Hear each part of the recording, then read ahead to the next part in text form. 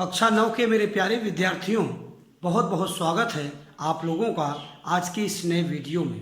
मेरे प्यारे विद्यार्थियों, इसके पूर्व कि हम पढ़ाना शुरू करें, अपने नए विषय की चर्चा प्रारंभ करें, हम उन सभी बच्चों को धन्यवाद देना चाहेंगे जो बच्चे वीडियो देखने के उपरांत अपना नाम, क्लास और सेक्शन कमेंट बॉक्स में लगातार लिख रहे हैं। प्यारे बच्चों, क्योंकि यही एक माध्यम है हमारे आपके बीच उस तारतम्यता को बनाए रखने का। इस बात का हमें प्रमाण प्राप्त होता है कि हमारे द्वारा किए गए परिश्रम का पूरा लाभ हमारे प्यारे कक्षा 9 के विद्यार्थी ले रहे हैं। सो माय डियर स्टूडेंट, आइए देखते हैं क्या है आज।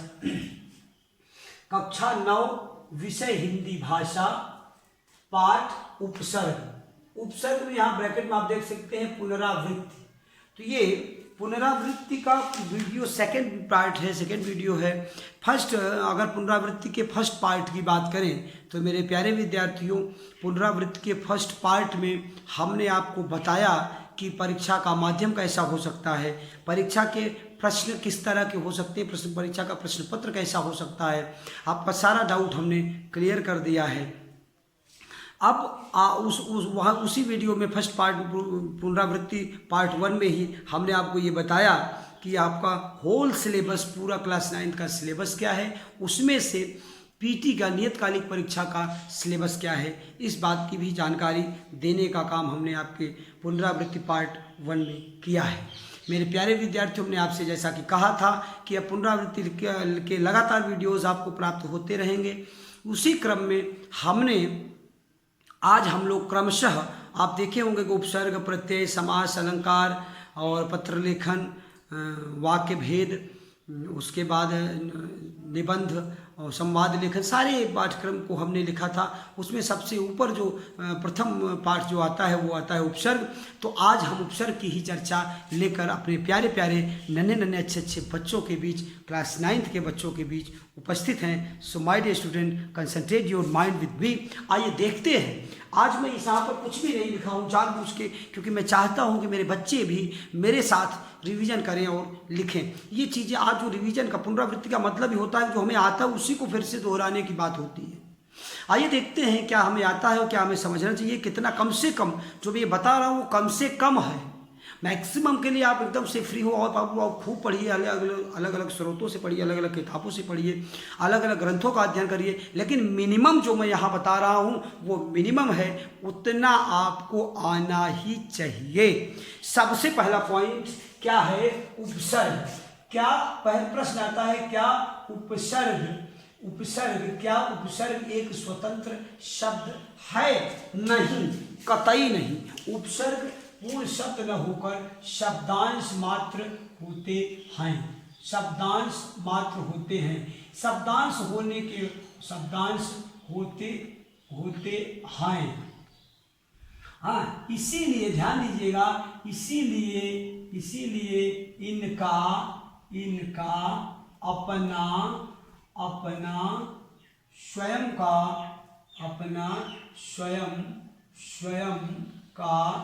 कोई अर्थ नहीं होता।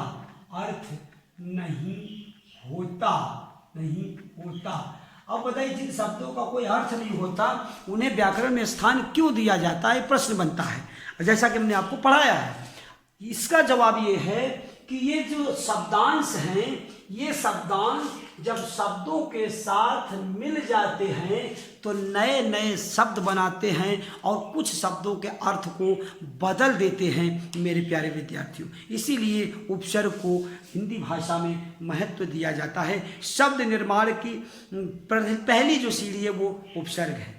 शब्द निर्माण करने के लिए हमें उपसर्ग की सहायता बहुत अच्छी मिलती है। आइए देखते हैं। अब प्रश्न आता है कि भाई अगर परिभाषा में बांधने की कोशिश की जाए, इसको कंबाइन किया जाए, जोड़ा जाए, एक परिभाषा में बांध दिया जाए, तो किस तरह से बांध सकते हैं, किस तरह से लिख सकते हैं ताकि हमारे प्यारे प्यारे बच्चों को समझ में बातें आ जाए। आप देखेंगे परिभाषा में आप कह सकते हैं कि उपसर्ग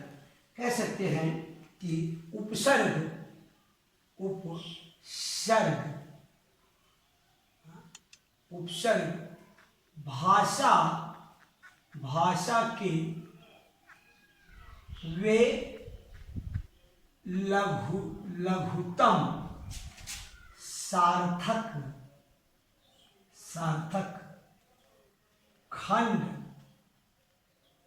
होते हैं, होते हैं जो शब्दों के पूर्व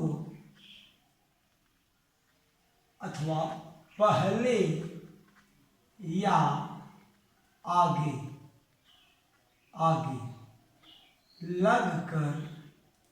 लगकर शब्द के अर्थ को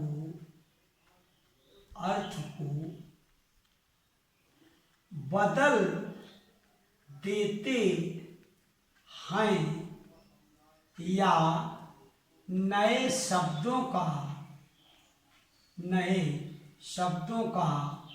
निर्माण करते हैं। मेरे प्यारे विद्यार्थियों, समझने की कोशिश कीजिए, ये पुनरावृत्ति है। यहाँ पर हर चीज़ें आपको एकदम से क्लियर होनी चाहिए। दूध का दूध और पानी का पानी हो जाना चाहिए, कहीं भी कोई भी डाउट नहीं रहना चाहिए। यदि आपको रिवीजन में भी कोई डाउट होता है मेरे प्यारे विद्यार्थियों, तो आप कमेंट बॉक्स में अपनी क्वेरी लिखिएगा, तत्काल प्रभाव से उसका समाधान किया जाएगा। पूरा लाभ लीजिए रिवीजन के माध्यम से। परिभाषा हमने लिख दिया, एक बार उस परिभाषा को समझने की कोशिश करते हैं। कहते हैं उपसर्ग, यहाँ रेड से इसको हम मार्क कर दे रहे हैं, ध्यान दीजिए। उपसर्ग है क्या? उपसर्ग में देखिए, भाषा के वे लघुतम सार्थक खंड होते हैं। कौन? उपसर्ग। उपसर्ग भाषा के वे लघुतम सार्थक खंड होते हैं, सबसे छोटे किंतु सार्थक खंड होते हैं, जो शब्दों के पूर्व, पहले या आगे, जो भी आप समझ सकिए, इन फ्रंट ऑफ, समझ सामने, मतलब आप पहले शब्द के पूर्व, पहले या आगे, ये तीनों शब्दों का अर्थ एक ही है, पूर्व, पहले या आगे लगकर शब्द के अर्थ को बदल देते हैं या नए शब्दों का निर्माण करते हैं। मेरे प्यारे विद्यार्थियों, आशा करता हूं कि आपको उपसर्ग की परिभाषा समझ में आई होगी। परिभाषा क्या कहती है, what is the meaning of definition, ये आपको समझ में आना चाहिए। मतलब मात्र परिभाषा समझ लेने से कि परिभाषा क्या कह रहा है, परिभाषा याद कर लेने से, परिभाषा सुन लेने से कुछ नहीं होता है। आपको समझना ये है कि परिभाषा का अर्थ क्या है, परिभाषा का मतलब क्या है, क्या कहना चाहती है, ये जो परिभाषा हमारे सामने है, आपको समझने की कोशिश कीजिए। आगे देखते हैं, यहाँ कहते हैं क्या उपसर्ग के कुछ खंड भी होते हैं, कुछ भाग भी होते हैं? हाँ, उपसर्ग के भाग भी होते हैं, भेद भी होते हैं। यहाँ हेडिंग देंगे उपसर्ग, उपसर्ग के भेद, बात करेंगे उपसर्ग के भेद। और उपसर्ग के कुल अगर बात करें तो कुल 3 भेद हैं। कितने भेद हैं? 3 भेद हैं। उपसर्ग के कुल कितने भेद हैं? 3 भेद। ये आपको कंफर्म होना चाहिए, कहीं भी कोई भी डाउट नहीं रह जाना चाहिए। तो उपसर्ग के 3 भेद होते हैं, और वो जो तीन भाग्यशाली भेद हैं वो आप देख सकते हैं। वो जो लकी नंबर्स हैं वो है नंबर 1 तत्सम उपसर्ग। क्या है? तत्सम उपसर्ग। दूसरा है तद्भव उपसर्ग, उपसर्ग ये है तत्सम उपसर्ग, तद्भव उपसर्ग। और ये तीसरा है आगत या उर्दू के उपसर्ग। ये है आपके आगत या उर्दू के उपसर्ग। ये आपका कंफ्यूजन एकदम से दूर हो जाना चाहिए। उर्दू के उपसर्ग को ही आगत उपसर्ग हिंदी भाषा में कहा जाता है। मेरे प्यारे विद्यार्थियों, मैं समझ सकता हूँ कि आपको तीनों भेद उपसर्ग के समझ में आ रहे हैं। आप देख सकते हैं यहाँ पे तत्सम उपसर्ग, तद्भव उपसर्ग और आगत उपसर्ग। अब अगर हम ले एक एक उपसर्ग को लेते हैं तो हम यहाँ पर समझ सकते हैं, या यहाँ भी differentiation we can write here, यहाँ भी डिफरेंशन लिख सकते हैं। कैसे लिख सकते हैं, यहाँ देखिए एरो बना देंगे और यहाँ कहेंगे, क्या कहेंगे, देखिए इसकी परिभाषा क्या है तत्सम उपसर्ग की। आप कहेंगे संस्कृत भाषा के ऐसे उपसर्ग जो बिना किसी परिवर्तन के हिंदी में प्रयुक्त हो रहे हैं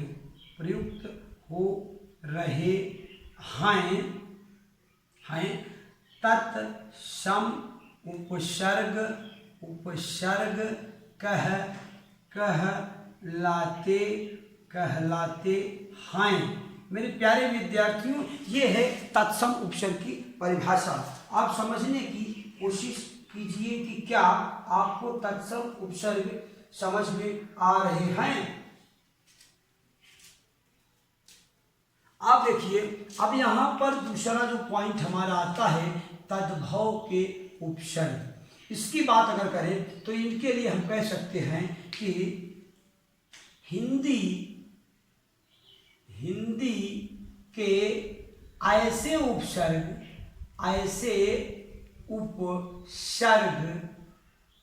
जो संस्कृत भाषा से कुछ परिवर्तन के साथ आए हुए हैं तद्भव उपसर्ग कहलाते हैं। ये है परिभाषा तद्भव उपसर्ग की। मेरे प्यारे विद्यार्थियों, अब यहाँ पर बात आगत उपसर्ग की हो रही है और देखते हैं कि आगत उपसर्ग क्या है। आप देखिए, अब हम कहेंगे अन्य या दूसरी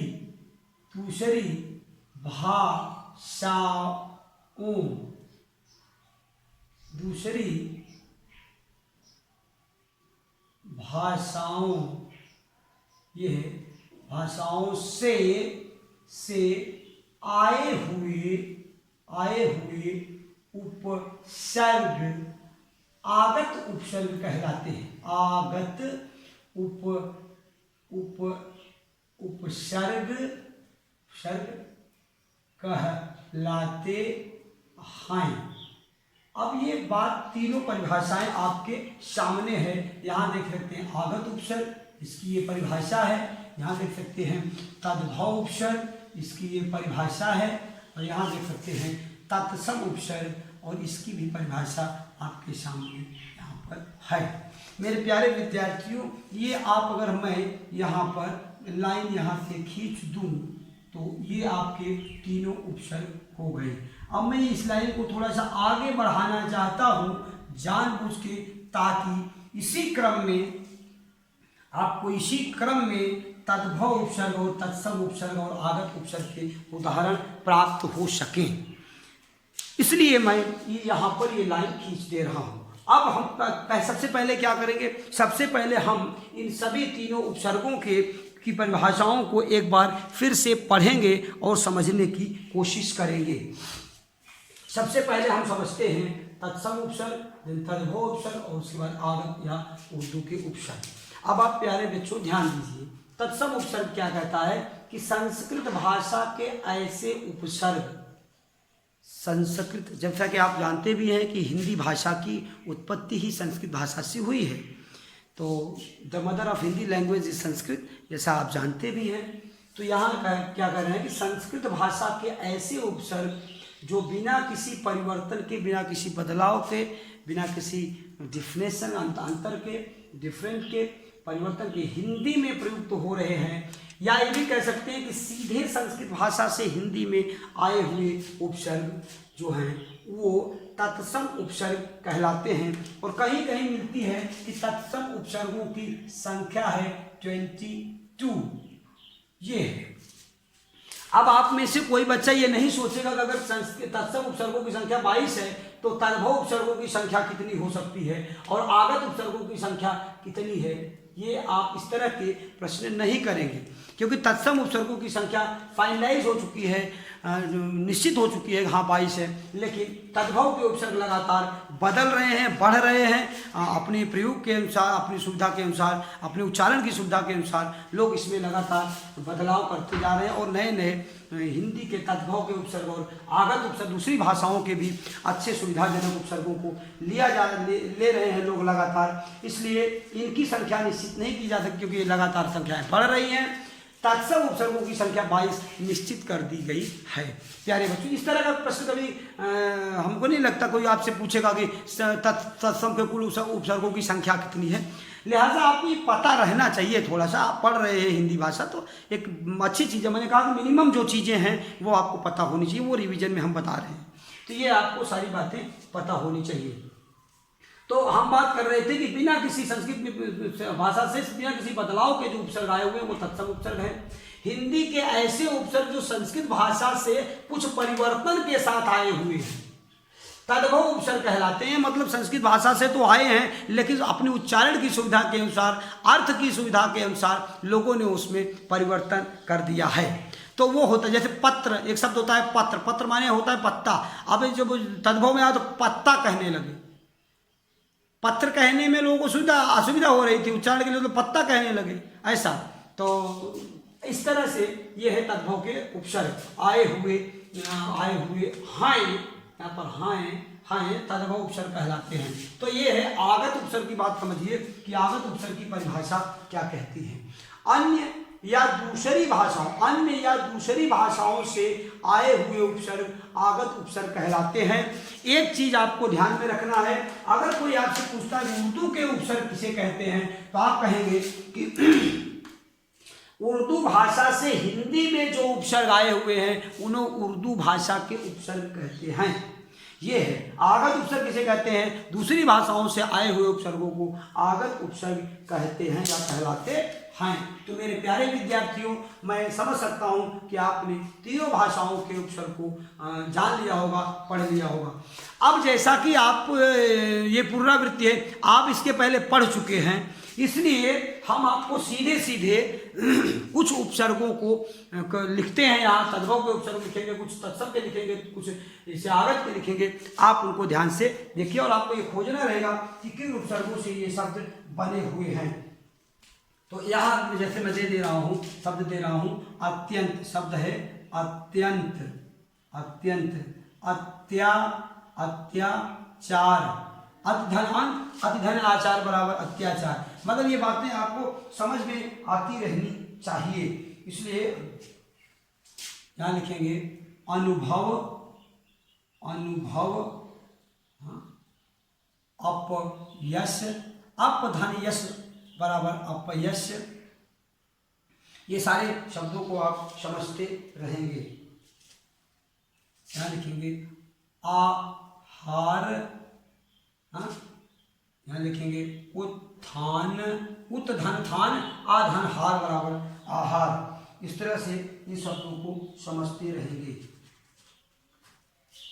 यहाँ लिखेंगे अभिनव, अभिधन नव बराबर अभिनव। आप करेंगे अध्यक्ष, ये इन शब्दों को आप समझते चलेंगे, इनको जानते चलेंगे। और लिखेंगे सादर, फिर लिखेंगे पुनर्जन्म, ये पुनर्जन्म लिखेंगे। इसको भी आप बनाएंगे उपवन, निर्यात। ये तत्सम के कुछ उपसर्ग हैं जिन्हें हम आपको पढ़ के सुना भी दे रहे हैं और आप उन्हें लिखेंगे। यहाँ लिखेंगे अनपढ़, 49 अवगुण, और भी शब्दों को लिखेंगे आप लोग।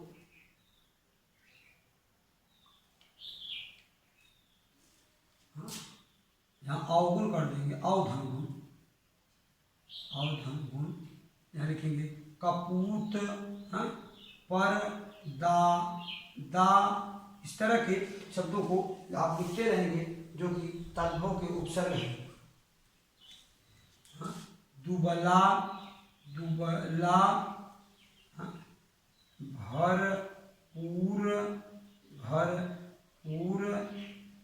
हाँ, चार पाई, इस तरह के शब्द आप देखेंगे, ये तद्भव के उपसर्ग हैं। और आगत उपसर्गों की बात करें तो बाकायदा, हाँ, सरपंच, अभी देखो सरपंच, ये जो है आगत उपसर्ग का उदाहरण है, इसको आप जानते रहिएगा।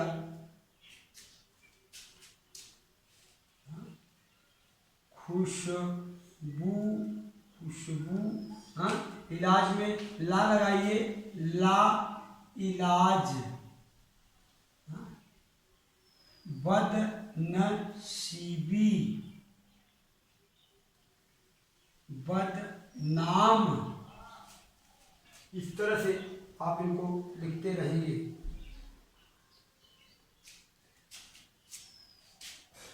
हम दर्द, दरकिनार, ये शब्द आपके लिए रहेंगे, आप देखिए। हाँ, लिखेंगे हम उम्र, ये। तो मेरे प्यारे बच्चों, अब हम बात करते हैं किसकी, गृह कार्य की। गृह कार्य आप समझिए, देखिए सबसे पहले तो पहला जो गृह कार्य है वो ये है यहाँ पर कि आप क्या करेंगे, उपसर्ग का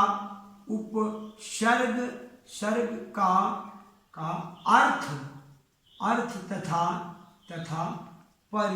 परिभाषा लिखकर याद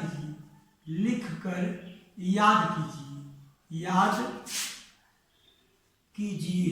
ये आपका पहला होमवर्क है। दूसरा होमवर्क आपका क्या कहता है, इसको भी देख लीजिए। दूसरा होमवर्क कहता है कि तत्सम, तद्भव तथा आगत उपसर्गों की परिभाषा उदाहरण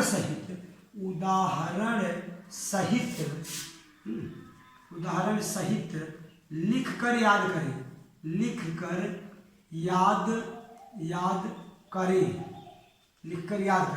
और तीसरा जो होमवर्क है वो है कि उपरोक्त शब्दों से उपसर्ग तथा मूल शब्द अलग कीजिए। ये है आपका होमवर्क मेरे प्यारे बच्चों। अब आप इस बात को देख सकते हैं कि ये आपका, आप देख सकते हैं कि ये आपका उपसर्ग का अर्थ है, उपसर्ग की परिभाषा है, तत्सम उपसर्ग, तद्भव उपसर्ग की परिभाषा, आगत उपसर्ग, तीनों के उदाहरण हैं। तत्सम के उदाहरण ये तत्सम के सामने, तद्भव के उदाहरण तद्भव के सामने, और ये आगत के उदाहरण आगत के सामने। गृह कार्य में है उपसर्ग का अर्थ तथा परिभाषा लिखकर याद कीजिए। अर्थ तथा परिभाषा ये पूरा आप लिख के याद कीजिए। तत्सम, तद्भव तथा आगत उपसर्गों की परिभाषा उदाहरण सहित लिखकर याद कीजिए। तत्सम, तद्भव तथा उपसर्गों की इन तीनों उपसर्गों को उदाहरण सहित लिखकर याद कीजिए। आप देख सकते हैं उदाहरण भी है। और फिर कह रहे हैं उपरोक्त शब्दों के से उपसर्ग तथा मूल शब्द अलग कीजिए। ये जितने भी शब्द हैं तत्सम के, तद्भव के और ये आगत के, इन सभी शब्दों से आपको उपसर्ग तथा मूल शब्द अलग करके याद करना है, अभ्यास करना है। याद करना, भाषा में याद करने का तो बात सवाल ही नहीं उठता, आपको ज़्यादा से ज़्यादा अभ्यास करना है, चीज़ों को समझना है। मैं शुरू में कहा था ये मिनिमम चीज़ है, मिनिमम मैटर है, इतना आपको याद होना ही चाहिए मेरे प्यारे बच्चों। इस बात का आप ध्यान रखिएगा। तो आज के लिए इतना ही, इस आशा और विश्वास के साथ कि आप घर में होंगे, सुरक्षित होंगे, स्वस्थ होंगे, खूब परिश्रम कर रहे होंगे पढ़ने लिखने में, अपने बड़े छोटों सबका ख्याल रख रहे होंगे, पुनरावृत्ति बहुत अच्छे से करेंगे ताकि आने वाले परीक्षा में आप अच्छा परफॉर्मेंस कर सकें और लगे, हमें भरोसा हो सके कि हमारे बच्चे इतने दूर रहकर भी खूब परिश्रम कर रहे हैं। इन्हीं शुभकामनाओं के साथ आज के लिए इतना ही, मिलते हैं नेक्स्ट वीडियो में, तब तक के लिए धन्यवाद।